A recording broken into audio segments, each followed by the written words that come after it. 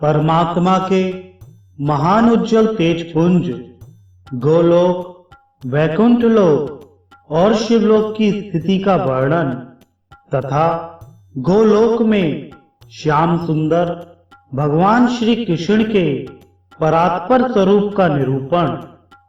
शौनक जी ने पूछा, सूत नंदन, आपने कौन सा परम अद्भुत, अपूर्व और अभीष्ट पुराण सुना है? वह सब विस्तार पूर्वक कहिए। पहले परम उत्तम ब्रह्मखंड की कथा सुनाइए। सौती ने कहा, मैं सर्वप्रथम अमित तेजस्वी गुरुदेव व्यास जी के चरण कमलों की वंदना करता हूँ।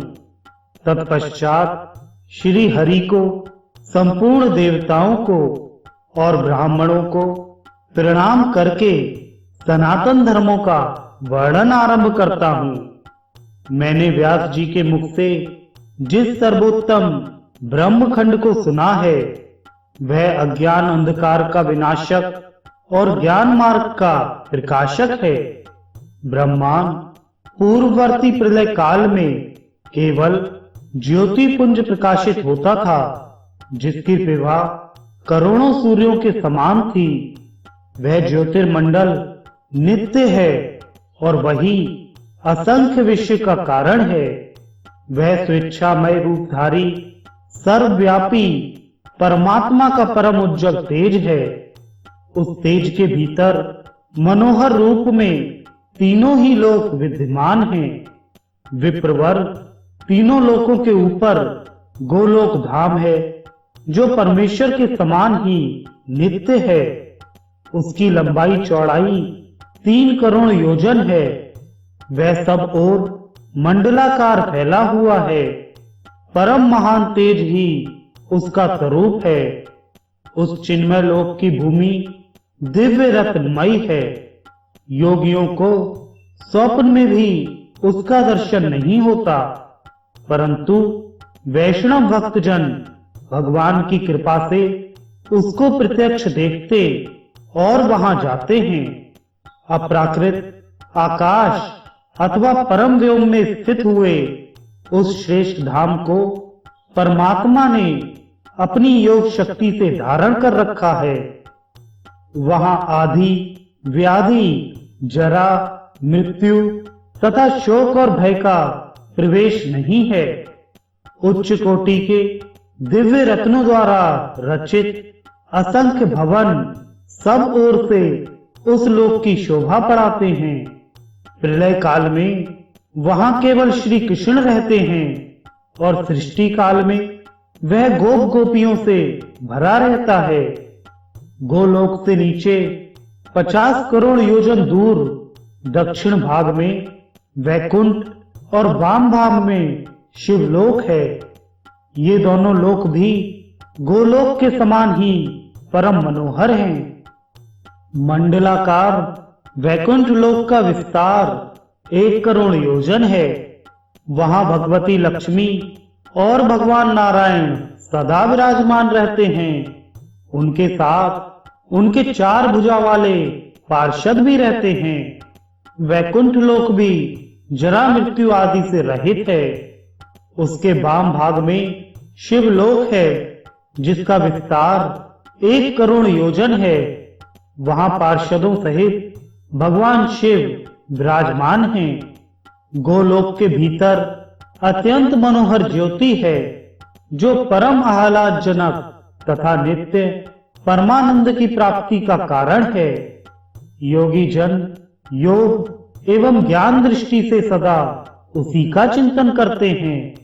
वह ज्योति परमानंददायक, निराकार एवं परात्पर ब्रह्म है।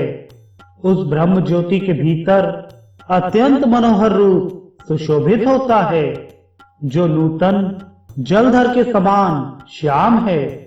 उसके नेत्र लाल कमल के समान प्रफुल्ल दिखाई देते हैं।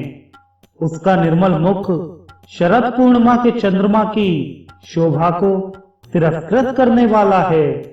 उसके रूप लावण्य पर करोड़ों कामदेव निछावर किए जा सकते हैं।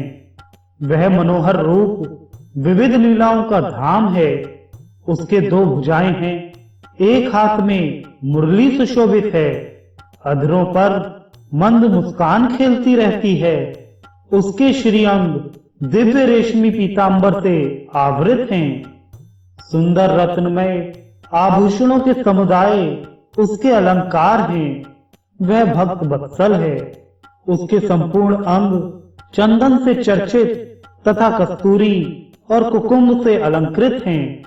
उसका श्रीवत्स भूषित वक्षस्थल कांतिमान कौस्तुभ से प्रकाशित है। मस्तक पर उत्तम रत्नों के सार तत्व से रचित किरीट मुकुट जगमगाते रहते हैं। वह श्याम सुंदर पुरुष रत्नमय सिंहासन पर आसीन है और आजानुलंबनी वनमाला उसकी शोभा बढ़ाती है। उसी को परब्रह्म परमात्मा एवं सनातन भगवान कहते हैं। वे भगवान स्वेच्छामय रूपधारी, सबके आदि कारण, सर्वाधार तथा परात्पर परमात्मा हैं। उनकी नित्य किशोरावस्था रहती है। वे सदा गोप वेश धारण करते हैं। करोड़ों पूर्ण चंद्रमाओं की शोभा से संपन्न हैं तथा अपने भक्तों पर अनुग्रह करने के लिए आकुल रहते हैं। वे ही निरही, निर्विकार, परिपूर्णतम तथा सर्वव्यापी परमेश्वर हैं तथा वे ही रास मंडल में विराजमान शांत चित्त परम मनोहर रासेश्वर हैं। मंगलकारी, मंगल योग्य, मंगलमय तथा मंगलदाता हैं।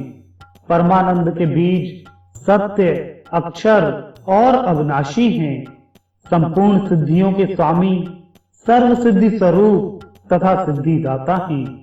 प्रकृति से परे विराजमान ईश्वर, निर्गुण, नित्य विग्रह, आदि पुरुष और अव्यक्त है।